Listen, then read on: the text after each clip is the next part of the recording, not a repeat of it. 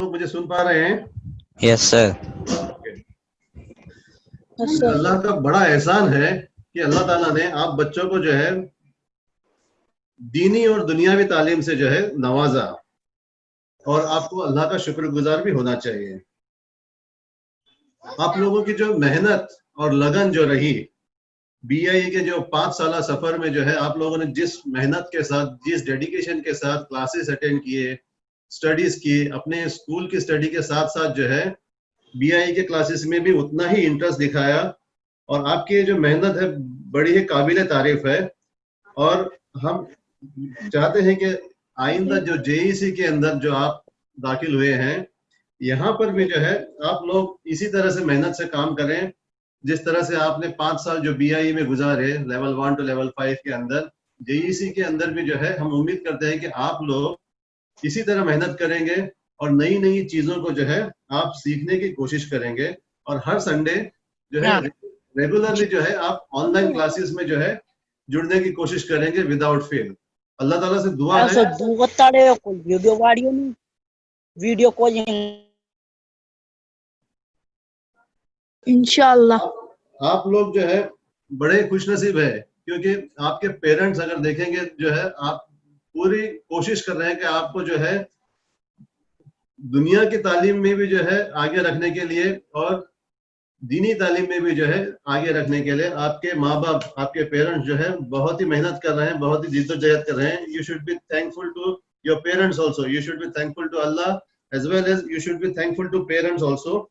और BIE के अंदर भी जो है सारे टीचर्स जो है आप लोगों के ऊपर जो है बड़ी मेहनत कर रहे हैं, ताकि आपके अंदर जो है एक पॉजिटिविटी रहे, दीनी नॉलेज मिले आपको, आप एक आपकी पर्सनैलिटी में जो है एक किस्म का बदलाव आए, और आप सोसाइटी के लिए एक बेहतरीन सिटीजन साबित हो, और आप दुनिया में भी कामयाब रहे और आखिरत में भी कामयाब रहे। इसकी कोशिश जो है BIE में हर टीचर कर रही है, तो आपको जो है इस चीज को भी एक्नॉलेज करने की जरूरत है।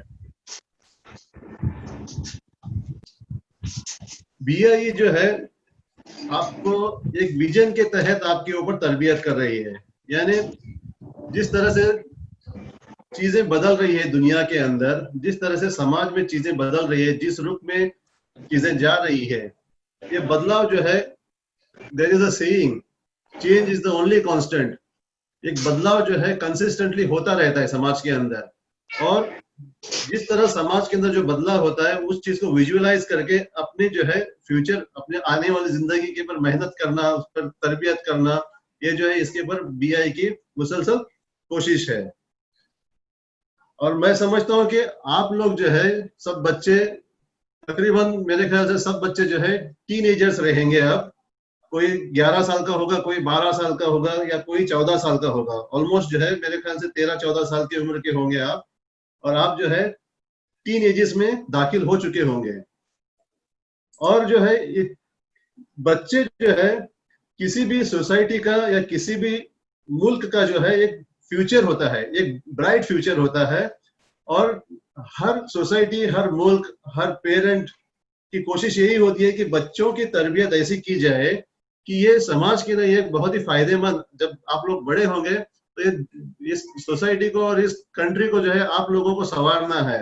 तो कोशिश ये होती है बड़ों की कि आप लोगों को जो है गाइड करें, आप लोगों को डायरेक्शन दें, क्योंकि आप लोग जो है सोसाइटी का एक ब्राइट फ्यूचर हो, और आप जो है एक वो खाब है, इंशाल्लाह आप लोगों के जरिए जो है सोसाइटी के अंदर एक बेहतरी, एक अच्छाई या एक अच्छा बदलाव आएगा, और इस मुल्क के हालात में जो है आप मुल्क के जो है कंस्ट्रक्शन में आपका एक बहुत ही अहम रोल रहेगा। इंशाल्लाह हम दुआ करते हैं कि आपके जरिए से जो है एक अच्छा बदलाव इस सोसाइटी में, एक मुल्क में आए।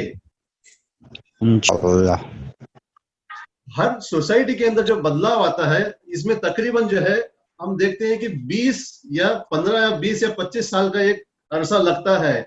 आज जो हालात है इसको बदलने के लिए या बेहतरी की तरफ ले जाने के लिए जो है 15 से 20 साल या 25 साल का अरसा लगता है। और हर एक यही सोचता है कि जो बदलाव आता है वो एक नई जनरेशन से बदलाव आता है। अब अगर दुनिया भलाई की तरफ या अच्छाई की तरफ बदलेगी या बढ़ेगी, तो वो एक जो है न्यू जनरेशन के थ्रू, न्यू ब्लड के थ्रू जो है ये दुनिया उस तरफ चलेगी। और आप जो है वो न्यू जनरेशन हो, आप वो नया खून हो जो इस दुनिया को आगे जाके जो है भलाई की तरफ और बेहतरी की तरफ ले जाएंगे, और इस समाज की कंस्ट्रक्शन में आप एक बेहतरीन रोल अदा करेंगे। और इसके लिए बहुत सख्त जरूरत है कि आपको जो है नॉलेज से जो है अपना वास्ता रखना है।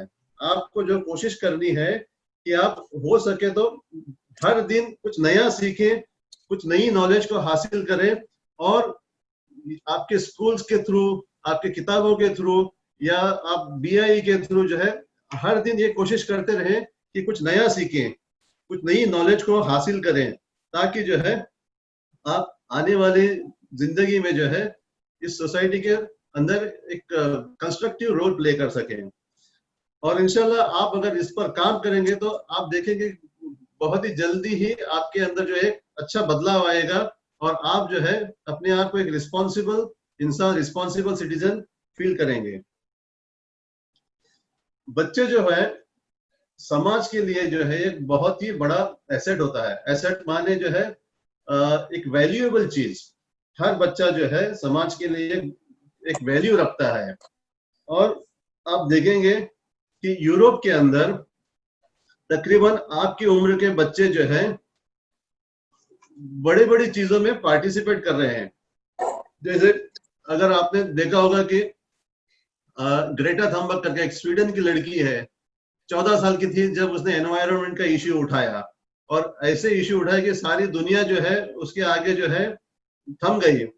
यानी उसकी बात को जो है वो नाकार नहीं सके। यानी एक 14 साल की लड़की जब एनवायरनमेंट का इश्यू उठाती है तो दुनिया के बड़े बड़े कारोबारी, बड़े बड़े बिजनेसमैन, बड़े बड़े लीडर्स जो है उसके आगे जो है हिल जाते हैं। तो बच्चों के अंदर इस किस्म की ताकत होती है। अगर वो थोड़ी सी संजीदगी से जो है इसके बारे में सोचें, दुनिया के बारे में सोचें, समाज के बारे में सोचें, तो एक बच्चा भी जो है अपनी बात को अच्छी तरीके से रख सकता है। और वेस्ट के अंदर, यूरोप के अंदर अब आपकी उम्र के बच्चे जो हैं कई ऐसी चीजों में पार्टिसिपेट कर रहे हैं। यहां तक आप देखेंगे कि एक 7 साल की या 8 साल की बच्ची जो है अपना पहला किताब लिखती है। She is become the author of a book. यानी आप सोचो कि बच्चों के अंदर आज किस कदर मैच्योरिटी इस एजेस में आ रही है। जो चीजें हम अपनी इस उम्र में नहीं कर पाए, आज बच्चे जो है वो बड़ी आसानी के साथ और बड़ी सीरियसनेस के साथ जो है बहुत ही कम उम्र में कर रहे हैं। और हमारी उम्मीद है कि आप बच्चे भी जो है उस स्किल का या उस पोटेंशियल, वैसी पोटेंशियल रखते हैं जो और बच्चों में होती है। सिर्फ जरूरत इतनी है कि आपको थोड़ा सा गाइडेंस दिया जाए, आपकी रहनुमाई की जाए, तो जिसके लिए जो है आपको बीआई भी आपके लिए हर वक्त हाजिर है, आपके पेरेंट्स भी आपके साथ कोऑपरेट कर रहे हैं, और यहाँ तक कि आपके स्कूलों में भी जो है ना आपको इस पर गाइडेंस मिल रहा है। इंडिया में भी अगर देखेंगे कि बाकी कम्युनिटीज में भी जो है बच्चे बढ़ चढ़कर सोसाइटी के कंस्ट्रक्शन में हिस्सा ले रहे हैं। यानी आप देखो कि इंडिया के अंदर भी एक छोटी सी बच्ची जो है एनवायरनमेंट के ऊपर जो है एक अपना कंसर्न उठाती है, और वो एक्टिविज्म में पार्टिसिपेट कर रही है। यानी इंडिया के अंदर भी वो कल्चर आ गया है जो हम अब तक यूरोप में या फॉरेन कंट्रीज में देखते थे, कि वहां के बच्चे जो है बहुत ज्यादा मैच्योर हैं, वहां के बच्चे जो है बहुत ज्यादा पार्टिसिपेट कर रहे हैं सोसाइटी के कंस्ट्रक्शन में। तो वो कॉन्सेप्ट इंडिया के अंदर भी दाखिल हो चुका है। और हम चाहेंगे कि हमारे मिल्लत के बच्चे भी बढ़ चढ़कर बराबरी के साथ पार्टिसिपेट करें, कंधे से कंधा मिलाकर सबके साथ चलें। किसी चीज में जो है हमारे बच्चे भी पीछे ना रहे। आप हमारे मिल्लत का जो है मुस्तकबिल है, फ्यूचर है, हमारी कम्युनिटी का, हमारे मिल्लत का जो है आप फ्यूचर है, इस मुल्क का आप फ्यूचर है। तो हम चाहेंगे कि आप भी कंधे से कंधा मिलाकर जो है इस कंपटीशन में पार्टिसिपेट करें, और किसी भी तरह से जो है पीछे ना रहे। अब जरूरत ये है कि जेईसी के अंदर जो है हमने कोशिश की है कि आप लोगों के लिए कुछ ऐसे टॉपिक्स चुने जो आपको जो है एक इस किस्म की नॉलेज प्रोवाइड करे और आपकी जो है ट्रेनिंग इस कदर हो कि आप बहुत कम उम्र में जो है काफी समझदारी के काम करें, आपके अंदर मैच्योरिटी आ जाए, आप रिस्पॉन्सिबल फील कर सकें। तो कुछ टॉपिक्स जो हमने सिलेक्ट किए हैं, आपको शुरू में लगे कि शायद ये कुछ डिफिकल्ट टॉपिक हैं या समझ नहीं आ रहे हैं या बोरिंग है, मगर ये टॉपिक्स के जरिए जो है आप देखेंगे कि आपका दुनिया को देखने का नजरिया बदल जाएगा, आपके अंदर एक ऐसा एक्सपीरियंस आ जाएगा, ऐसा तजुर्बा आ जाएगा कि आप बड़ी आसानी से बड़ी बड़ी चीजों को समझने लगेंगे। कहीं पर भी किसी वजह से अगर आपको इस टॉपिक्स के अंदर कहीं डिफिकल्टी आती है तो आपके मेंटर्स बीआई के जेएसए के अंदर जो है always there to guide you, to make you understand it, okay, and to tell you again and again. अगर कोई चीज आपको समझ में नहीं आती है तो आपके लिए हर वक्त जो है जेईसी के अंदर आपके मेंटर्स रेडी है, आप उनसे बार बार राब्ता कीजिए, आप बार बार पूछिए। तो हमने जो टॉपिक सिलेक्ट किए हैं उसके पीछे क्या सोच है उसको मैं जरा आपके सामने रखता हूं। दुनिया की हर चीज किसी न किसी कानून के तहत चलती है, कोई भी चीज हो, यानी आप एक जानवर को ले लें या आप पेड़ पौधों को ले लें या कोई भी क्रिएचर जो दुनिया के अंदर अल्लाह सुब्हानहू व तआला ने जो पैदा किया है वो एक कानून के तहत चलता है, अल्लाह का कानून होता है, and that is called as law of nature. हम उसको अपने जनरल टर्म्स में या साइंटिफिक टर्म में उसको कहते हैं लॉ ऑफ नेचर। यानी एक कुत्ता है या बिल्ली है, वो अपने एक नेचुरल लॉ जो अल्लाह ने उनको दिया है उसी तहत उनकी सारी जिंदगी कटती है, गुजरती है। इसी तरह पेड़ पौधे कीड़े मकोड़े जो है ये भी, इनके अंदर भी एक कुदरती कानून बनाया हुआ है और इनकी सारी जिंदगी जो है इसी कुदरती कानून के तहत गुजरती है। और हम देखते हैं कि इन लोगों की जिंदगी में, जो जानवरों की या कीड़े मकोड़ों की जिंदगी में उस तरह की उथल पुथल नहीं है जो इंसानी जिंदगी में, हमारी जिंदगी में होती है। तो इसकी वजह क्या है? क्या अल्लाह ने इंसानों को कानून नहीं दिया? यानी जितने क्रिएचर है अल्लाह सुब्हानहू व तआला के, अल्लाह सुब्हानहू व तआला ने सबको कानून दिया है। तो फिर क्या इंसानों को छोड़ दिया? क्या इंसानों को अल्लाह सुब्हानहू व तआला ने कोई कानून से नहीं नवाजा? अगर नवाजा है तो फिर हमारी जिंदगी में उथल पुथल क्यों है? इसकी वजह यह है कि इंसानों को जो है फ्रीडम ऑफ चॉइस दिया गया है, यानी इंसानों को जो है सोचने समझने की सलाहियत दी है, अपने लाइफ के अंदर चूज करने की जो है फ्रीडम दी गई है। कानून भी दिया है अल्लाह सुब्हानहू व तआला ने, एट द सेम टाइम इंसान के अंदर जो है एक फ्रीडम ऑफ चॉइस दिया गया है। अब इंसान करता क्या है कि उसके पास जो फ्रीडम है, इंसान के अंदर उसका नफ्स भी है, उसका जो कॉन्शियस जो है उसको जो है कई चीजों के लिए उभारता है, सही गलत में जो है फर्क करना उसके अंदर है। मगर कभी कभी इंसान करता क्या है कि लालच होता है, ग्रीड होता है, ग्रीड के तहत जो है वो कुछ चीजों को अपनी जिंदगी के अंदर तय करने की कोशिश करता है और अल्लाह के बनाए हुए कानून को वो इग्नोर करता है। या तो ग्रीड होता है या इग्नोरेंट होता है, यानी उसको सोच समझ नहीं होती है कि ये कानून जो अल्लाह ने बनाया है वो भलाई के लिए है, उसको समझ नहीं पाता है। वो सोचता है कि खुद से कोई ऐसा कानून बनाए जो लोगों की भलाई करे या लोगों के अंदर भलाई लाए।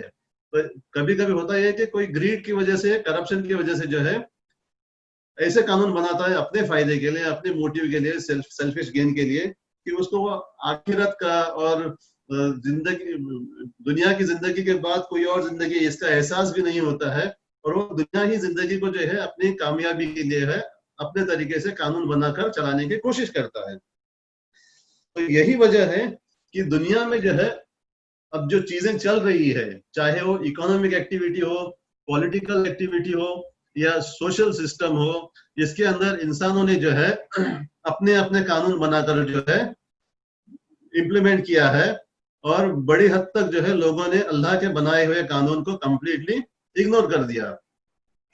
और यही वजह है कि हम देखते हैं दुनिया के अंदर जो है एक डिस्पैरिटी है, यानी आप देखेंगे कि एक इंसान के पास पैसा है तो इतना ज्यादा है कि उसकी जरूरत बहुत कम है मगर पैसा इतना ज्यादा है कि उसको पता नहीं कि उस पैसे को कहाँ खर्च करना है, और भी लालच है, कमाया जा रहा है, कमाया जा रहा है, कमाया जा रहा है।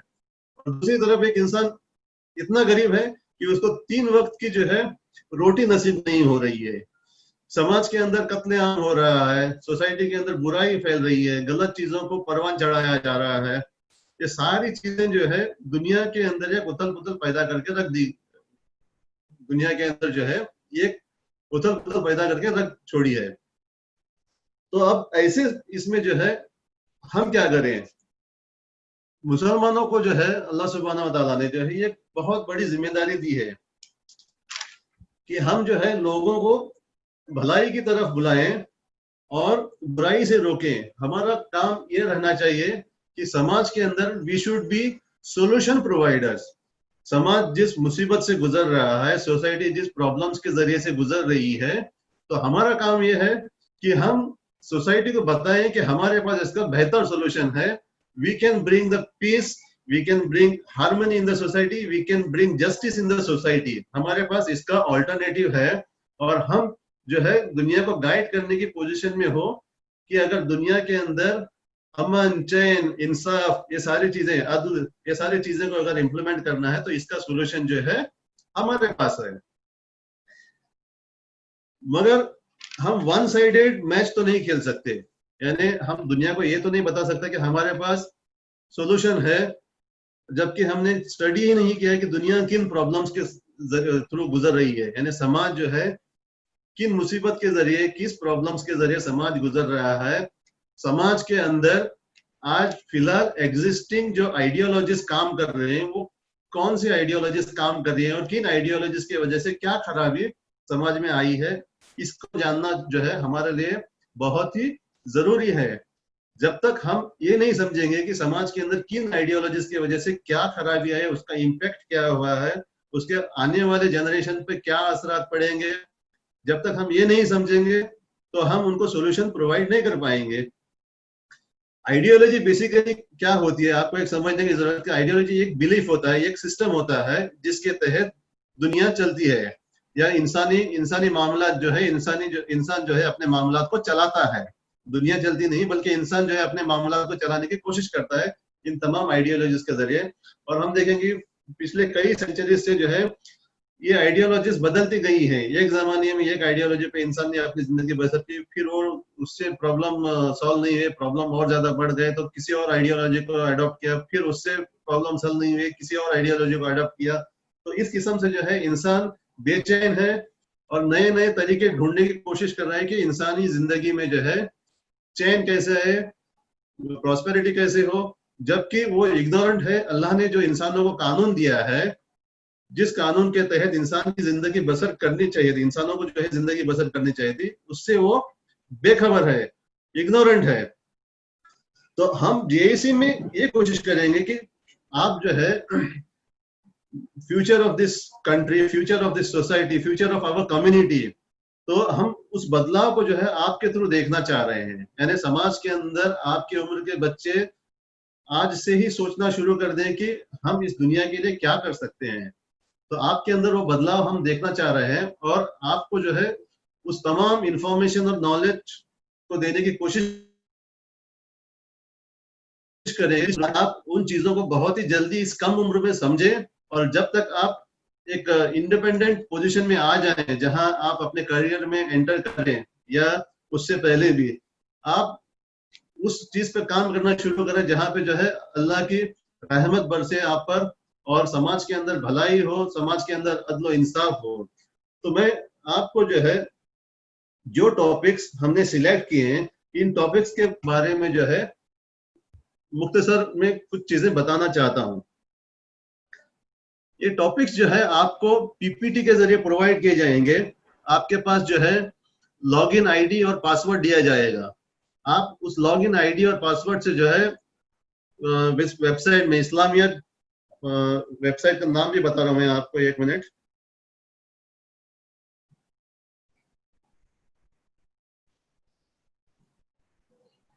online.islamiyat.in में जो है अगर आप लॉग इन करेंगे तो आपको जो है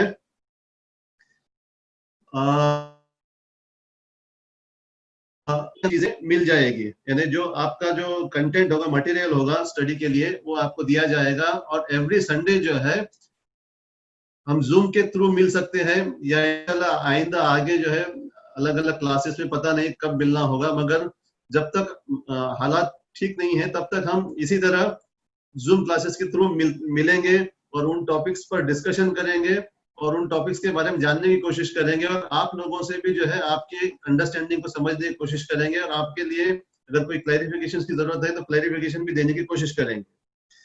तो फिलहाल हमारे पास जो है 13 टॉपिक्स हमने सिलेक्ट किए हैं।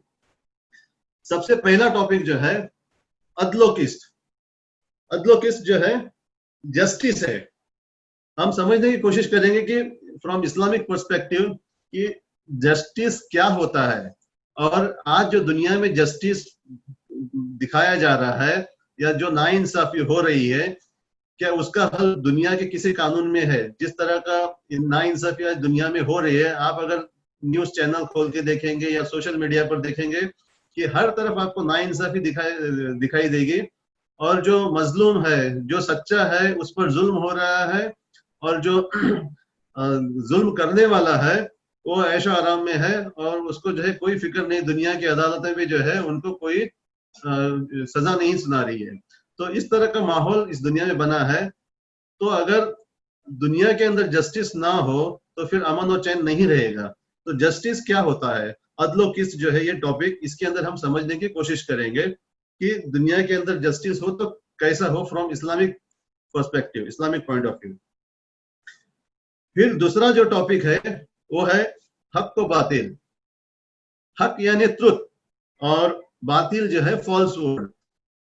इस्लाम इज ट्रुथ, यानी इस्लाम जो है एक हक है, सच्चा दीन है, जो इस दुनिया के बनाने वाले, जो हम सबको बनाने वाले क्रिएटर के थ्रू जो है इस दीन को दिया गया है हमें, और ये एक सच्चा दीन है और यही एक हक है। इसके अलावा जो भी चीज इससे कॉन्फ्लिक्ट करती है वो बातिल है, यानी वो फॉल्सहुड है। और इस चीज को हम समझने की कोशिश करेंगे कि दुनिया के अंदर जो चल रहा है इसमें हक क्या है, बातिल क्या है, अगर फॉल्सहुड है तो उसका सोल्यूशन क्या है from Islamic point of view. तो इन चीजों को भी हम समझने की कोशिश करेंगे। फिर हम देखेंगे तीसरा टॉपिक जो है atheism and polytheism. Basically atheism जो है, जो लोग खुदा को नहीं मानते हम उन्हें एथिस्ट कहते हैं, वो एथिज्म में हम उनको काउंट करते हैं। और पॉलिथिज्म वो होता है जहां एक से ज्यादा मल्टीपल गॉड्स को जो है लोग वर्शिप करते हैं, इसको पॉलिथिज्म कहते हैं। उसके बनिस्बत जो है इस्लाम जो है तौहीद पर यकीन रखने के लिए कहता है, तौहीद पर ईमान लाने के लिए कहता है, सिर्फ एक अल्लाह की इबादत। तो हम इसका भी कंपैरिजन देखेंगे, एक अल्लाह की इबादत, सच्चे क्रिएटर की इबादत, जो हमारा क्रिएटर है, सच्चे खुदा की इबादत, जो हमारा क्रिएटर है, उसको छोड़ के दूसरे जो पर्सपेक्टिव दुनिया में पनप रहे हैं, जैसे कि खुदा को नहीं मानना या एक से ज्यादा खुदाओं को मानना, ये इन चीजों को समझने की कोशिश करेंगे। और हम इस्लामी तालीम के थ्रू जो है लोगों तक इस बात को पहुंचाने की कोशिश करेंगे कि अगर इबादत करनी है तो एक सच्चे खुदा की इबादत करनी है, जो इस दुनिया का बनाने वाला है, जो हम सबका बनाने वाला है। फिर चौथा टॉपिक है कैपिटलिज्म, कम्युनिज्म, मटेरियलिज्म। मैंने कुछ देर पहले कुछ आइडियोलॉजीज की बात की। आइडियोलॉजीज के तहत जो है दुनिया में लोग अपना कारोबार, अपना सिस्टम चलाने की कोशिश करते हैं। तो ये भी एक किस्म की ये भी आइडियोलॉजीज है, कैपिटलिज्म, मटेरियलिज्म या कम्युनिज्म जो है, इसके तहत लोग अपने इकोनॉमिक सिस्टम को चलाने की कोशिश करते हैं। इकोनॉमिक सिस्टम भी जो है चलाने के लिए एक सिस्टम का जरूरत होता है। दुनिया में जो इकोनॉमी जो चलती है इसके लिए भी जो है एक सिस्टम की जरूरत होती है, और उस सिस्टम के तहत जो है इकोनॉमी चलती है। जिस डिस्पैरिटी की मैं बात कर रहा था, आज दुनिया पर जो है कैपिटलिज्म हावी है। There is ideological neo liberalism, यानी ये दुनिया पर जो है हावी है, और इसके चलते दुनिया के अंदर जो है हम देखते हैं कि बहुत बड़ी गैप आ रही है, यानी एक अमीर अमीर बनता जा रहा है, गरीब गरीब बनता जा रहा है। दुनिया के नेचुरल रिसोर्सेज पर जो है बड़े ताकतवर लोग जो है कब्जा करके बैठे हुए हैं। उसको कब्जा करने के लिए जो है सही और गलत में इनके लिए एथिक्स का कोई मायने नहीं रखता। दूसरी तरफ कम्युनिज्म कहता है कि सब बराबर हो, यानी वो कहते हैं कि जमीन जमीन जो यानी कैपिटलिज्म में जो है आपको जमीन और प्रॉपर्टी की ओनरशिप का राइट्स मिलता है, मगर कम्युनिज्म में ये चीजें नहीं है। कम्युनिज्म में you can not own the property, you can not own the factories, यानी everything will be run by government and everybody will be paid equal. इस तरह का जो है सिस्टम जो है कम्युनिज्म में भी है, मगर उसके अंदर जो है फ्रीडम नहीं है, एक किस्म की डिक्टेटरशिप है। कम्युनिज्म जो है एक किस्म का डिक्टेटरशिप है, और वो भी जो है इंसानी प्रॉब्लम्स को जो है सोल्यूशन प्रोवाइड करने की पोजीशन में नहीं है।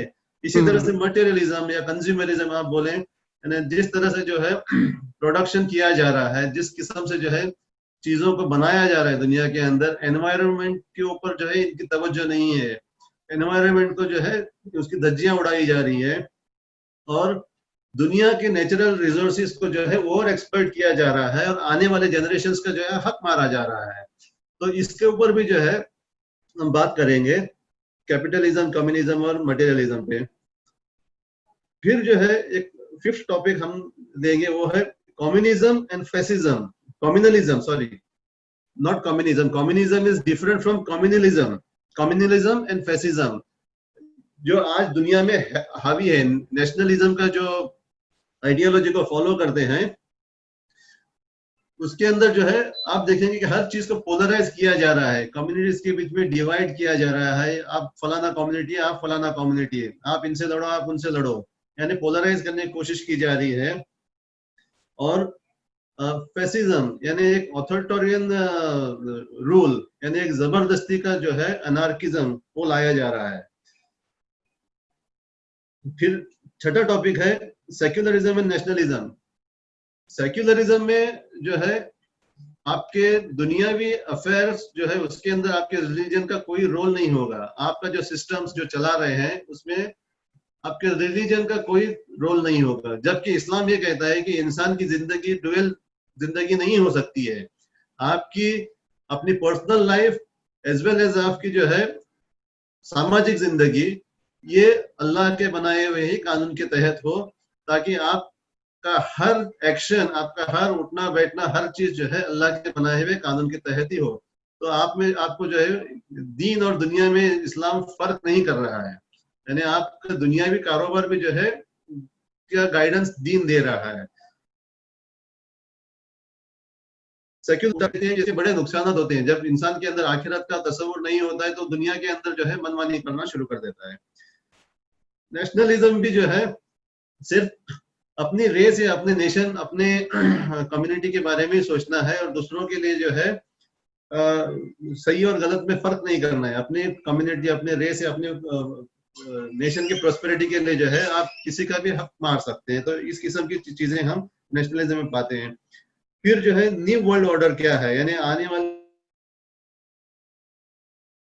आने वाली है, उसमें जो है किस तरह का बदलाव जो है दुनिया के कुछ बड़े बड़े लोग जो है बैठ के सोच रहे हैं कि, गिने चुने कुछ लोग हैं ये सोच रहे हैं कि ये अरबों और खरबों की तादाद जो दुनिया के अंदर पॉपुलेशन है, इन पर किस तरह से कंट्रोल किया जाए, इनको जो है किस तरह से चलाया जाए अपने फायदे के लिए। तो एक किस्म का एक ऑर्डर बनाने की कोशिश कर रहे हैं, इसको भी हम स्टडी करेंगे जेईसी के अंदर।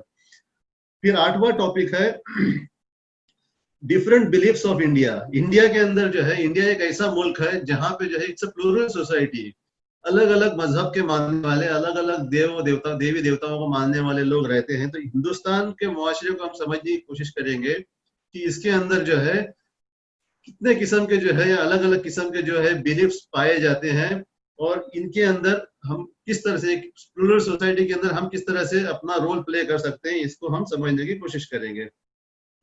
फिर जो है फेमिनिज्म को बहुत बढ़ावा दिया जा रहा है, स्टेटस ऑफ वुमेन इन इस्लाम, यानी ये दोनों चीजें अलग है। यानी फेमिनिज्म जो है आज औरत को जो है लिबरलाइज करने की कोशिश की जा रही है, उसके अंदर गलत तरीके से जो है उन्हें एक्सप्लॉइट किया जा रहा है औरतों को। उसके बनिस्बत जो है इस्लाम और औरतों के लिए क्या हक देते हैं, उनके हुकूक क्या है, उनका स्टेटस क्या है, इन चीजों को जो है हम समझने की कोशिश करेंगे कि एक मॉडर्न वुमेन जो कहते हैं और एक मुस्लिम वुमेन जो दीन के ऊपर चलती है, उन दोनों में फर्क क्या होगा और जिंदगी कैसी होनी चाहिए, इसके ऊपर भी हम बात करेंगे। फिर हम देखते हैं कि दुनिया के अंदर जो है इस्लाम के ताल्लुक से जो है बहुत गलत चीजें फैलाई जा रही है, उसके प्लानिंग के तहत भी हो रहा है और कुछ इग्नोरेंस की वजह से भी हो रहा है। मिस इन्फॉर्मेशन, गलत चीजें जो है इस्लाम के तहत फैलाई जा रही है, और जब तक हम इस मिसकॉन्सेप्शंस को क्लियर ना करें या हम उस पर काम ना करें, ये मिसकॉन्सेप्शंस दूर नहीं होंगे। और हमारा काम होगा कि हम जितने भी इस्लाम के ताल्लुक से जो है दूर करने की कोशिश करें। तो हम इस पर भी जो है ना, ये एक टॉपिक होगा, मिसकॉन्सेप्शंस अबाउट इस्लाम, इस पर भी हम स्टडी करेंगे। फिर जो है struggle for humanity in our era, ये एक टॉपिक है, यानी जिद्दोजहद, स्ट्रगल करना, स्ट्राइव करना जो है इंसानियत के लिए। इस हमारे इस पीरियड, इस दौर के अंदर हमारी जिद्दोजहद क्या रहेगी। आप देखेंगे अगर प्रीवियस एरास के अंदर अंबिया करम के जमाने में वो कोशिश करते रहे समाज के अंदर भलाई लाए, पैगंबरों का एक काम रहा है कि समाज को जो है भलाई की तरफ बुलाए, उसको बुराई से, समाज के अंदर बुराई को खत्म करने का काम करते रहे हैं। इसी तरह से जो है पिछला जितना भी पीरियड गुजरा है सहाबा इकराम का, या उसके बाद भी कोई ना कोई एक गिरोह ऐसा रहा है जो दुनिया के अंदर भलाई का काम करता रहा है। तो हम देखेंगे कि ये हमारे इस दौर में हम क्या जिद्दोजहद कर सकते हैं इंसानियत के लिए और इस समाज के लिए। फिर एक टॉपिक है इस्लामिक लीडरशिप, यानी इसमें हम देखेंगे कि इस्लाम इस दुनिया का अगर सोल्यूशन, हर प्रॉब्लम का सोल्यूशन अगर है तो वो सिर्फ इस्लाम में ही है। इस्लाम के अलावा कोई ऐसी चीज नहीं है जो इस दुनिया को जो है प्रॉब्लम से निजात दिला सकती है। तो जरूरत है कि इस दुनिया के अंदर जो है ऐसे लीडर हो जो अमन पसंद करें, जो इंसाफ करने वाले हो, अदल और इंसाफ पर जो है अपना रूल चलाए। ऐसे लीडर्स पैदा हो, और ऐसे लीडर्स जो है इस्लाम ही दुनिया को दे सकता है। तो इस पर भी हम स्टडी करेंगे। एक और टॉपिक है इंट्रोडक्शन टू मुस्लिम जमात। अब हम देखते हैं कि दुनिया की, हिंदुस्तान के अंदर, मुसलमानों के अंदर कई सारी जमातें पाई जाती है। हर एक की सोच अलग है, हर एक अलग तरीके से सोचता है, हर एक सोचता है कि वही सही है। तो हम कोशिश करेंगे कि इन जमातों को भी समझने की कोशिश करेंगे। अगर इन जमातों में डिफरेंसेस है तो क्या डिफरेंसेस है, क्या वो इतने बड़े डिफरेंसेस है, क्या वो इस्लाम से या दीन से बड़े हैं। तो इन सारी चीजों को हम इस टॉपिक के अंदर समझने की कोशिश करेंगे। तो ये 13 टॉपिक्स जो है मैंने आपके सामने प्रेजेंट किए हैं, जिस पर हम इंशाल्लाह आने वाले साल में, ये जो अगला ये साल जो आने वाला है, इसके अंदर जो है हम इस मटेरियल को आपको प्रोवाइड करेंगे, इसके ताल्लुक से इंफॉर्मेशन प्रोवाइड करेंगे, इस पर डेलिब्रेशन होगा, डिस्कशन होगा, इसको समझने की कोशिश करेंगे। तो ये कुछ चंद बातें थी। तो इंशाल्लाह अब जो है एक 15 मिनट बचे हैं, तो उसके अंदर आप लोग अगर कोई सवाल करना चाहते हैं या इंटरेक्शन करना चाहते हैं तो हाउस इज ओपन। आप अपना माइक अनम्यूट करके सवाल पूछ सकते हैं।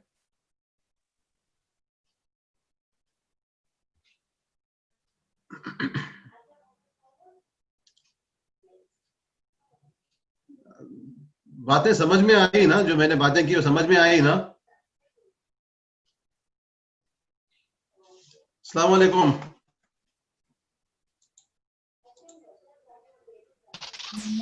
वालेकुम अस्सलाम। हाँ, अरे आपको पूरा डिस्कशन समझ में आया ना? कहीं पे भी कोई इंटरप्शन तो नहीं हुआ ना? जी हाँ। Remember the topic? Ji, Should we remember all the topics? नहीं, आप थोड़ा मुझे जोर से बताइए, मुझे आपकी आवाज ठीक से सुनाई नहीं दी। Should we remember all the topics, whatever you said? No, you don't have to remember, because every week we will be discussing on these topics, no? So you don't have to remember, क्योंकि ये मैंने आपको जो है, I just gave you information what we will be discussing in coming months or coming weeks, okay? So you don't have to remember these names. We will provide you all the literature, इसके ताल्लुक से जो है जितना भी material जो है, we will provide you, okay? Each Sunday, every new topic will be there. So there might be a possibility that one topic might require more than 1 week. We may not finish one topic in 1 week, so we will go for 2 weeks. So this is how we will go little slow, but we will make sure that we understand this properly. If you all don't understand, then you should question and you should take clarification. So it is not a question that we have to rush to complete all these 13 topics in few weeks. No, we will go little slow. One topic might be taken in 1 week, 2 weeks or 3 weeks, depends on how you all understand those topics. इंशाल्लाह अगले Sunday मिलेंगे. तो मैं दुआ करता हूँ. औज़ुबिल्लाहि मिनश शैतानिर रजीम. बिस्मिल्लाहिर रहमानिर रहीम. रब्बना आतिना फिद दुनिया हसनतन व फिल आखिरति हसनतन व क़िना अज़ाबन नार. रब्बना तक़ब्बल मिन्ना इन्नका अंतस समीउल अलीम व तुब अलैना इन्नका अंतत तव्वाबुर रहीम. सुब्हान रब्बिका रब्बिल इज़्ज़ति अम्मा यसिफून व सलामुन अलल मुरसलीन. अल्हम्दुलिल्लाहि रब्बिल आलमीन.